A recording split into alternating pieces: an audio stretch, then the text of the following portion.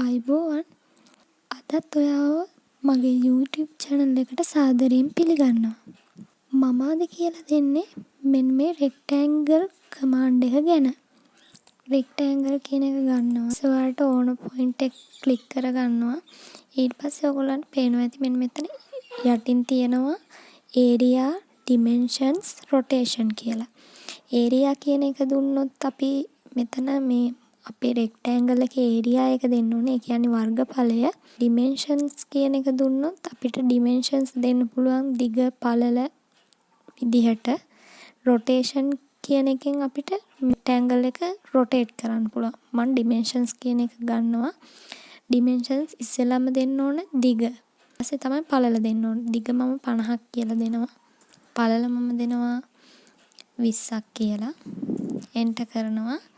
ආයෙ තියෙනවා මෙතන polygon කියලා එකක්. polygon කියන්නේ පාද 4ට වැඩි ඕනම හැඩයක් ඇඳ ගන්න පුළුවන් මේ polygon කියන එකෙන්.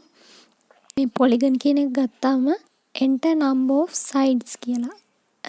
මම side 8ක එකක්. ඒ කියන්නේ පාද 8ක එකක් තමයි අඳින්නේ. මට ඕන තැන ක්ලික් කරන්න කියනවා. මම එතන ක්ලික් කරනවා. ඇතුළේද circle එකේ ඇතුළේද තියෙන්න ඕනේ ඊළඟ එකෙන් අහන්නේ circle එක පිටද තියෙන්න ඕනේ කියලා. මම ඇතුළේ තියෙන්න ඕනේ කියලා දෙනවා. මධ්‍ය ලක්ෂයේ ඉඳලා කොච්චර දිගට තියනවද කියලා. මම ඒකට දෙනවා 40ක් කියලා.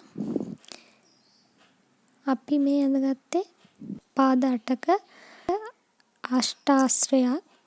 අපිට මේ විදිහට මෙන්න මේ command එකෙන් rectangle සහ polygon සඳ ගන්න පුළුවන්.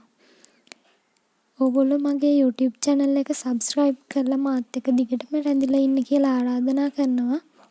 සුබ දවසක් ඔයාලා හැමෝටම.